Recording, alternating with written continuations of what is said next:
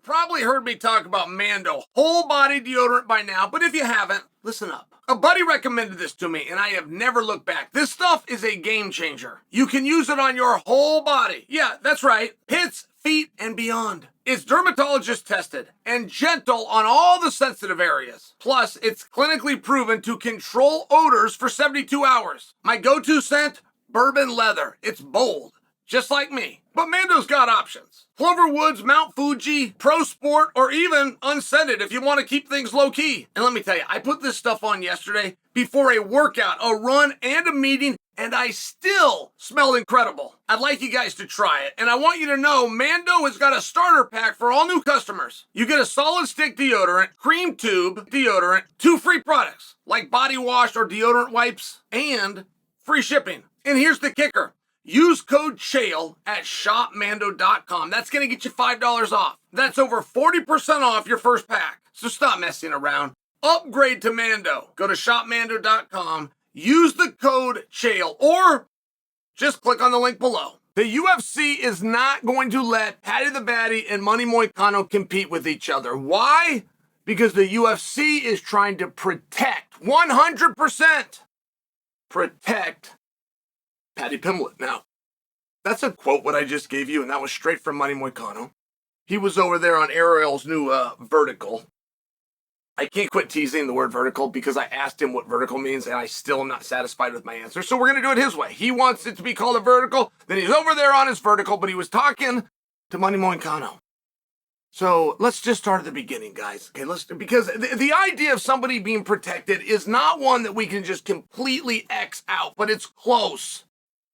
It's close. That's a boxing model. That's a little bit of Vince McMahon. You'd have an extremely hard time if you go back to 1993, let alone the Dana White era that started in 2001. You'd have an extremely hard time pinpointing a single guy.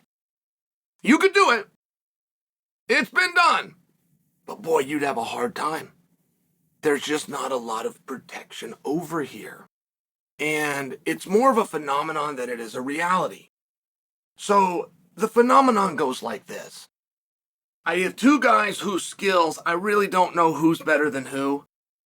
Okay? But one guy's a star and the other guy isn't. They both had a handful of fights and they're both about the same age.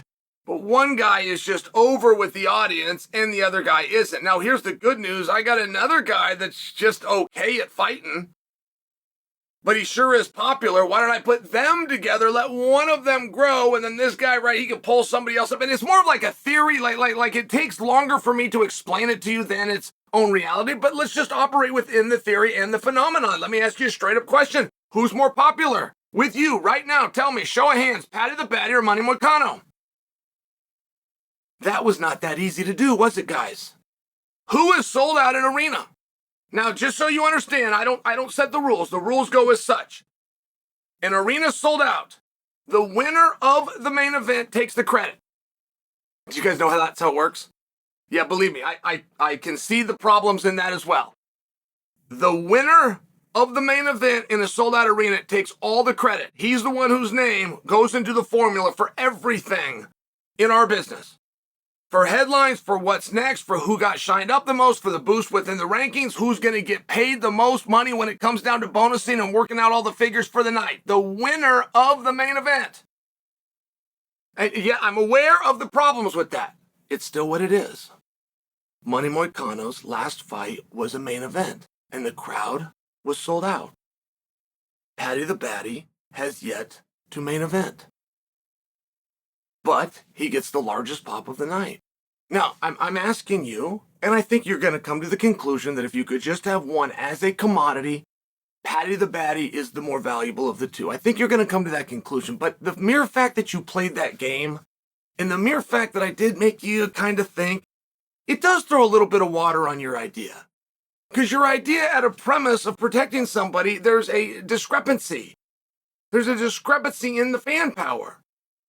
Now, let me ask you another question. If Paddy and Moicano, let's say that they're pretty equal in popularity. Like Moicano was something very special. He just came along. We didn't know he had the talent. And Paddy the Baddy from day one, who came along, we were pretty sure he had what it was going to take. But these guys are pretty equal. And let's say that Patty beat Money Moicano. How far is he going to go? And how far do you think Money Moicano is going to drop for having been in that feature match? I don't think you're going to see much of a drop at all. All right, well, let's do the same thing. Let's put Patty and Moicano together, and let's say that Moicano wins. How big of a jump is Moicano going to get, but how big of a fall is Patty going to have? I think you're going to realize Patty doesn't fall much at all. And I can't tell you they're going to do that fight, guys. Give me a couple of weeks. I will be able to tell you exactly what both guys are going to do. Much more like Wednesday of next week. But I'm not sure it is the right fight. And I'm not sure that fight's going to get made. But I am very confident in telling you it's not going to be avoided from getting made because of carrying Patty. Here, let's just share real fast, guys, okay? Patty called out Money Moicano. Money Moicano accepted and did a call out of Patty. But Bobby Green got the final say. And Bobby Green also called for Patty. Now, that's a terrible match, guys. We did not know who was better between King Green and Money Moicano and Patty the Batty. I mean, they were all kind of equal. King Green, 2-1 favorite over Patty when they actually walked out there and competed. So the UFC knew we're going to put Patty, our prize possession, at a 2-1 deficit, according to the people that would know, the fans. Didn't sound like protection to me. And it wasn't until Money Moicano got his hands on Jalen Turner that we found out how good he was. And even that could be chalked up to a good night for him, a bad night for Turner. Like, there was such a discrepancy in that where you're watching and go, wow, is he really that good? So now you got to see it one more time. That's what Moicano versus St. Denis represented. We go, wow, okay, this guy's really skilled. But it turns out he's skilled at doing. Money Moicano largely does what Patty the Batty does. Money Moicano just does it with a little bit more aggression. I can't even say that he does it better. He does the same thing in getting top of people, knowing where position is, then he postures, and then he pounds. And that's the entire recipe. Pin, posture, punch.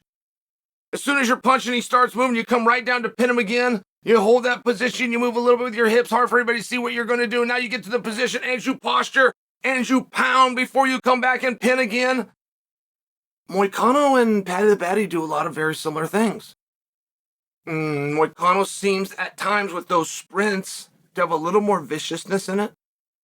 But I don't know that I could draw a huge line between those two. Like, for example, if Money Moicano and Patty were going to fight, I don't know that I have a prediction for you right now. I'd have to give that a little bit of time. But I don't believe that Money Moicano on the trajectory that he's on has 2 more successful fights before you got to put him in for the belt.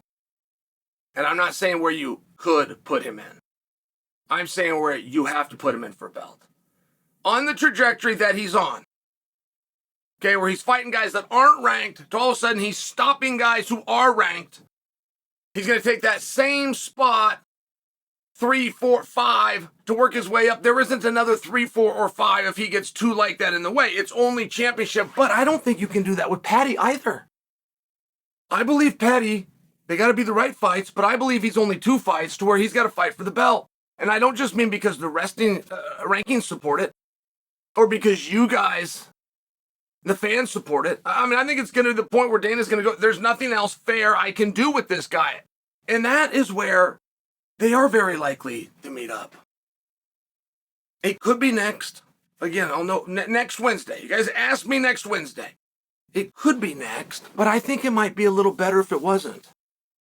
I think it might be a little bit better because one thing we got to do a good job or a better job at 55 than we have done in the past is quit letting the stars play by themselves.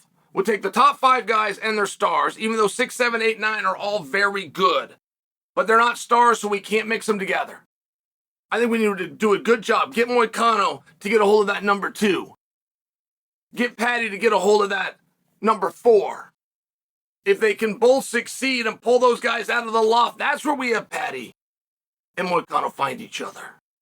And that's where we name it the number 1 contenders match. But as far as an idea of getting Patty and Moicano together, I like the idea. I just don't know that I like it more than, right, fill in the blanks. I think that Michael Chandler coming off a victory here should be considered for something like Patty the Batty. I think that that's the fight that Chandler should have gone right into. I realize he's got his hands full in Oliveira, and that's something special, but that's also a rematch that nobody asked for. I think that to put Chandler versus Paddy the Baddy would have made a good level of sense, and I'm just sharing with you. We don't have to get Moni Moicano and Paddy the Baddy together next to prove that the UFC is trying to keep them apart. As a matter of fact, if we have our way and we have the magic wand, let's not. Let's get Justin Gaethje tied up first. I like the idea of Justin Gaethje and Moni Moicano. I believe if Dustin Poirier is truly on his way out, then the model is not going to a fight number 3 with an old nemesis in Justin. The model is you shine up the next guy. And that's exactly why Dustin Poirier's next fight should be with Paddy the Baddy.